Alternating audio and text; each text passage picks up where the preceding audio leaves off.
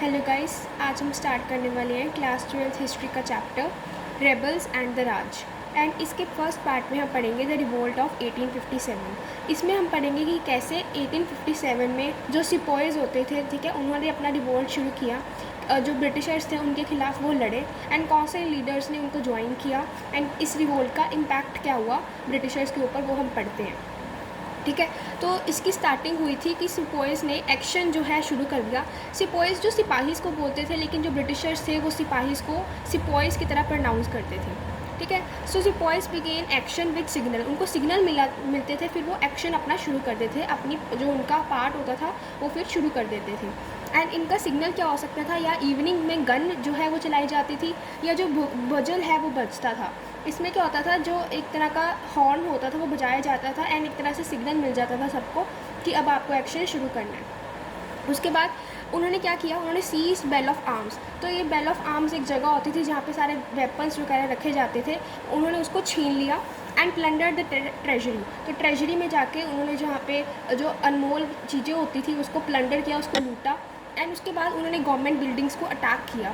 Government की जो buildings होती थी, जैसे कि जेल थे, ट्रेजरीज थे, उनके गवर्नमेंट ऑफिसेज थे, उनका रिकॉर्ड रूम जहाँ पे वो सब कुछ रिकॉर्ड्स वगैरह रखते थे, उनके जो बंगलोज थे उनके ऊपर अटैक किया। उसके बाद हर वाइट मैन को उन्होंने टारगेट किया। कोई भी वाइट मैन था वो एक तरीके की जो है गलत नज़रिए से देखा जाता था एंड हर किसी को वो टारगेट करते थे, हर किसी के ऊपर अटैक करते थे। फिर उन्होंने प्रोक्लेमेशंस किए हिंदी में, उर्दू में, पर्शियन में। प्रोक्लेमेशन मतलब नारेबाजी की, हर लैंग्वेज में उन्होंने नारेबाजी की एंड हिंदूज़ एंड मुस्लिम्स दोनों की यूनिटी देखी थी। दोनों ने मिलकर फिरंगियों को मतलब ब्रिटिशर्स को हराने की कोशिश की। ठीक है, rich cities like Kanpur, Lucknow, Bareilly, यहाँ पे जो रिच सिटीज़ थी, मतलब जो बहुत ज़्यादा डेवलप्ड सिटीज़ थी उस टाइम की, वहाँ पे जो मनी लैंडर्स होते थे या जो रिच लोग होते थे उनके खिलाफ भी ये लड़ाई लड़ेगी। सिर्फ ब्रिटिशर्स के खिलाफ ही नहीं, इनके लैंड ओनर्स या मनी लैंडर्स के खिलाफ भी लड़ा गया एंड उनके खिलाफ भी लड़ाई हुई। And they saw them as allies of British, कि वो ब्रिटिश के ही एक तरह के उनके साथी हैं एंड इसीलिए उनके खिलाफ भी लड़ाई हुई। ठीक है, उन्होंने डिफाइंस किया ऑफ अथॉरिटी एंड हायरार्की। जो भी अथॉरिटी थी ब्रिटिश की उस टाइम की, वहाँ उन्होंने उसकी डिफाइंस मतलब उनको जो उनकी बातें हैं वो नहीं माननी, डिफाइंस किया, डिसओबे किया एंड उसकी जो हायरार्की थी ब्रिटिशर्स की उसको भी फॉलो नहीं किया। उसके बाद हमारे पास लाइंस ऑफ कम्युनिकेशन, कि कैसे जो एक पार्ट ऑफ सिपाहीज थे वो दूसरी पार्ट ऑफ सिपाही से कैसे बातचीत करते थे। तो सिपॉय लाइंस ऑफ वेरियस कैंटेनमेंट्स, तो उन्होंने एक तरह की लाइंस बना दी। कैंटेनमेंट्स मतलब जो जहाँ पे आर्मी का एक तरह का कैंप लगाते थे, वहाँ पे वो डिफरेंट लाइंस के सिपॉयज़ के साथ कम्युनिकेट करते थे ताकि जो रेबिलियन है वो एक यूनिटी के साथ हो पाए।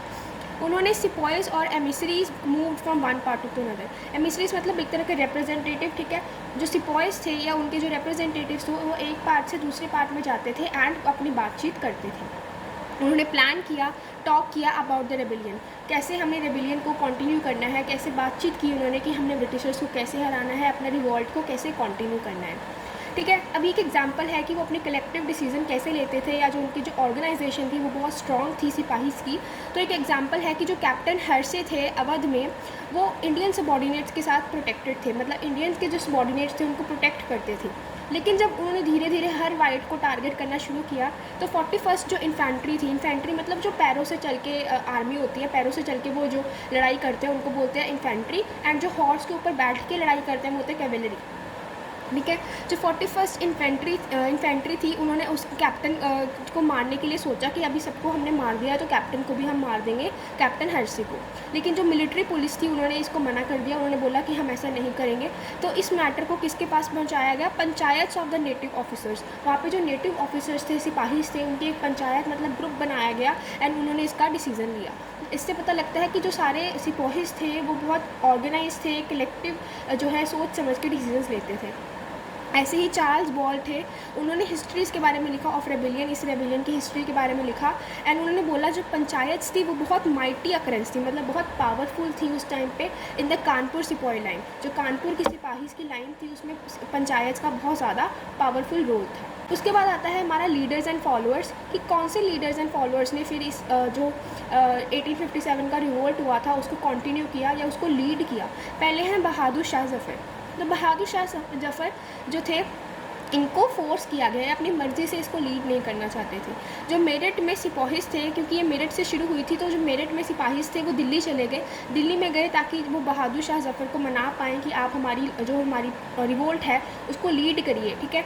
लेकिन जो ज़फ़र थे उन्होंने इसको हॉरर की तरह देखा एंड उन्होंने रिजेक्ट कर दिया कि मैं ब्रिटिशर्स के खिलाफ़ नहीं जा सकता क्योंकि वो बहुत सुप्रीम फोर्स है, ठीक है। लेकिन सिपॉइस ने मूव किया इनटू रेड फोर्ट और उन्होंने जो कोर्ट के एटिकेट्स थे उनको डिसोबे किया, मतलब उन्होंने ज़बरदस्ती की उसके साथ, ज़फ़र के साथ, एंड उन्होंने फिर उसको नॉमिनल लीडर, मतलब सिर्फ नाम का लीडर बनने के लिए उनको अग्री होना पड़ा, लेकिन वो नहीं चाहते थे, मतलब उनको ज़बरदस्ती ऐसे मनाया गया। नेक्स्ट है हमारे पास नाना साहेब। तो कानपुर में जो सिपॉइज एंड पीपल है गेव हिम, और ये कौन थे, successor of Peshwa Bajirao two, him no choice, उनके पास कोई चॉइस नहीं थी। जो पीपल थे एंड सिपॉइज थे उनको फोर्स कर रहे थे कि आप हमारी लीड करिए हमारी रिवोल्ट को। एंड ये नाना साहिब कौन थे, सक्सेसर थे पेशवा बाजीराव टू के। उसके बाद रानी लक्ष्मीबाई, इनको भी प्रेशर, इनके ऊपर भी प्रेशर डाला गया कि आप हमारे जो है झांसी से हमारी जो रिवोल्ट है उसको लीड करिए, ठीक है। ये कानपुर से थे, बहादुर शाह ज़फ़र दिल्ली से थे एंड ये झांसी से थे। उसके बाद कुंवर सिंह थे, जो थे ये लोकल ज़मींदार थे, सिंपल एक ज़मींदार थे। कहाँ से थे ये, अरहा से थे, बिहार में। ये सारे लीडर्स हैं जिन्होंने ज्वाइन किया। उसके बाद थे बिरजिस कदर, तो ये जो थे लखनऊ में, इन्होंने लखनऊ में क्या हुआ कि जब ब्रिटिश रूल का फॉल हुआ वहाँ पे, जब वहाँ पे ब्रिटिश का जो रूल था वो गिर गया, उसके बाद जो वहाँ के लोग थे वो सेलिब्रेट कर रहे थे हेल ऑफ कदर, मतलब वहाँ पे कदर जो थे वो वहाँ पे रूलर बन गए थे। एंड ये कौन थे, young son of Wajid Ali. तो एक तरफ से तो अवध की जो लीडरशिप थी वो गिर गई, उसके बाद लखनऊ में ब्रिटिश का रूल गिर गया एंड बिरजिस कदर को फिर यहाँ पे जो है रूलर बना दिया गया। ये सन थे वाजिद अली के एंड ये कहाँ से लीड कर रहे थे, लखनऊ से। उसके बाद रेबिलियन जो थी वो सिर्फ एक रानी, राजा या जो तालुकदार या ज़मींदार थे वो ही नहीं कर रहे थे, ऑर्डिनरी मैन एंड वुमेन भी इसमें पार्टिसिपेट कर रहे थे, फ़कीर वगैरह भी पार्टिसिपेट कर रहे थे, रिलीजियस लीडर्स जो थे या जो सेल्फ स्टाइल प्रॉफिट्स थे वो सब इसमें पार्टिसिपेट कर रहे थे, बढ़ चढ़ के जो है वो हिस्सा ले रहे थे। उसके बाद है र्यूमर्स एंड प्रोफेसीज़, इन्होंने क्या रोल प्ले किया इन द 1857 रिवोल्ट। तो प्रोफेसीज़ क्या होते हैं, एक तरह से प्रेडिक्शन करना, किसी चीज़ का अंदाज़ा लगाना, एंड र्यूमर्स मतलब जो गलत चीज़ें, अफवाहें फैलती रहती हैं, ठीक है। तो 1856 में एक अफवाह फैली जो कि 1857 के रिवोल्ट का एक मेजर पॉइंट है, इसी से जो है रिवोल्ट में एक तरह से चिंगारी की तरह आग लग गई। 1856 में ये एक र्यूमर फैला कि गवर्नमेंट ने रिप्लेस कर दी ओल्ड गन्स को बाय इनफील्ड राइफल्स, एंड इसी इनफील्ड राइफल में एक कार्ट्रिज होता था जिसको उन्होंने माउथ से निकालना होता था, अपने माउथ में उसको चबा के निकालना था। एंड ये जो इसको ग्रीस किया जाता था इस कार्ट्रिज को बाय काउ एंड पिग, इनके काउ और पिग के मांस के साथ इसको ग्रीस किया जाता था। ये र्यूमर जो है वो बहुत फैलने लगी एंड जो मुस्लिम्स थे या जो हिंदूज थे उन्होंने मना कर दिया कि हम ये हमारी जो धर्म है, हमारी जो एथनिक, हमारी जो बिलीव्स हैं उनके खिलाफ़ है। लेकिन जो ब्रिटिशर्स थे वो बोलते थे कि ऐसा कुछ नहीं है, एक तरीके का र्यूमर फैलता है, लेकिन इसी से जो है बहुत ज़्यादा प्रॉब्लम शुरू हो गई। एंड सेकेंड र्यूमर था कि जो बोन डस्ट है काउस की एंड पिग्स की, इसको आटे में, फ्लोर में मिलाया जा रहा है, ठीक है। जो उनके चूरा था, उनकी हड्डियों का चूरा, वो आटे में मिलाया जा रहा है एंड इसी से भी प्रॉब्लम शुरू हो गई कि हम उस आटे को टच भी नहीं करेंगे, ठीक है। एंड इसी र्यूमर से रेनफोर्स एक्शन हुआ बाय प्रोफेसी। तो प्रोफेसी ने एक प्रेडिक्शन की कि जो एंड है ब्रिटिश रूल का वो हो जाएगा इन 1857, ठीक है। जब आएगी बैटल ऑफ प्लासी की सेंटेनरी मतलब जब 100 साल हो जाते हैं। तो बैटल ऑफ प्लासी 1757 में हुई थी, तो इन्होंने बोला कि इसी में 1857 पूरे 100 साल के बाद ब्रिटिश का जो एम्पायर है उसका एंड हो जाएगा। एंड इसी से जो उनका एक्शन था 1857 का रिवोल्ट था, उसमें बहुत चिंगारी लग गई कि हमें 100 साल के बाद एग्जैक्ट ब्रिटिश का जो रूल है वो ख़त्म करना है, ठीक है। एंड जो लोग थे वो र्यूमर्स में बिलीव क्यों करते थे, क्योंकि वहाँ के जब लोग थे वो बहुत सस्पिशियस थे, उनके अंदर बहुत फियर्स थे, वो बहुत डरे हुए होते थे, इसीलिए वो किसी भी र्यूमर पे बिलीव कर देते थे। एंड इनका बिलीव करना ये दिखाता है कि बहुत डरे हुए थे एंड एप्रीहेंसिव थे, उनके पास कोई चारा ही नहीं था। वो जो ब्रिटिशर्स कहते थे वो या जो भी उस टाइम हो रहा होता था वो उसके ऊपर आँख बंद करके विश्वास कर देते थे, क्योंकि उनके पास उसको कंफर्म करने के लिए कोई चीज़ भी नहीं होती थी, कोई क्या किसी के साथ वेरीफाई भी नहीं कर सकते थे। उसके बाद आता है कॉन्टेक्स्ट ऑफ द पॉलिसीज़, कि जो उन ब्रिटिशर्स ने 1820s में पॉलिसीज़ की, उन्होंने फर्दर जो रिवोल्ट था उसको एक तरीके का जो ये पॉलिसीज़ ने एक तरीके का बेस एक्ट किया एंड उससे जो फर्दर हमारा 1857 में है वो रिवोल्ट हुआ। ब्रिटिश जो पॉलिसीज़ करते थे वो हमारे इंडिया में जो लोग थे उसको एक्सेप्ट नहीं करते थे।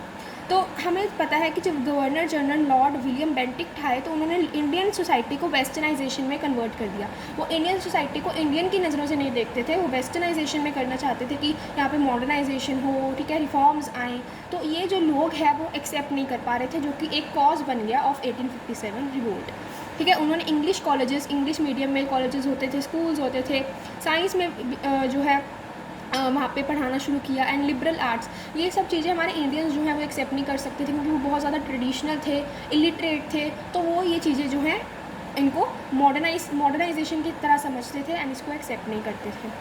ठीक है, ब्रिटिशर्स ने एक और किया, उन्होंने अबॉलिश किया कस्टम लाइक सती। तो सती 1829 में उन्होंने अबॉलिश कर दिया कि जब सती का होता था कि जब किसी भी जो है वुमेन का हस्बैंड की डेथ हो जाती थी उसको भी साथ में जला दिया जाता था। तो उन्होंने इस कस्टम को अबॉलिश किया, जो कि बहुत अच्छा प्रोविज़न है, लेकिन इंडियन सोसाइटी वैसे ही उसको एक्सेप्ट नहीं करती थी। इन्होंने रीमैरिज करना अलाउ कर दिया ऑफ हिंदू विडो वुमेन्स, कि जिनके हस्बैंड जो हैं उनकी डेथ हो गई है वो दोबारा से रीमैरिज कर सकते हैं। एंड ये सब जो है वो इंडिया वाले लोग जो हैं इन पॉलिसीज़ के ख़िलाफ़ लड़ाई करते थे। फर्दर और क्या जो पॉलिसीज़ गवर्नमेंट करती थी वो करते थे, अवध, झांसी और सतारा जब उनको ऑक्यूपाई किया, उनको एनेक्स किया, वहाँ पे वो अपने ही रिफॉर्म्स चलाते थे, अपनी एडमिनिस्ट्रेशन करते थे अपने हिसाब से। ठीक है, जबकि वो उनका रूलर बदल जाएगा लेकिन लोग नहीं बदलेंगे, एंड वो अपने ही मर्जी चलाने लग जाते थे, जो कि लोग एक्सेप्ट नहीं कर पाते थे। ठीक है, अपने लॉज, अपने लैंड सेटलमेंट, रेवेन्यू सिस्टम, इन सब से जो है लोग जो हैं बहुत ज़्यादा उनसे वजह से एक तरह की उनके प्रॉब्लम्स जो है उनके लिए क्रिएट होती थी, एंड वो फर्दर रिवोल्ट करना चाहते थे। जो सिस्टम था बहुत इम्पर्सनल था, एलियनेटेड था, मतलब लोगों को बहुत दूर कर देता था, एंड ऑप्रेसिव था। एंड वो क्रिश्चियनिटी को एग्रीवेट करते थे। वो इंडियन जो है उनको रिलीजन को इतनी इंपॉर्टेंस नहीं देते थे, वो चाहते थे क्रिश्चियनिटी जो है यहाँ पे प्रैक्टिस हो, इनको एग्रीवेट किया गया। तो ये सब जो था वो था रिवोल्ट ऑफ 1857। ठीक है, if you find this video helpful please like and subscribe. Thank you.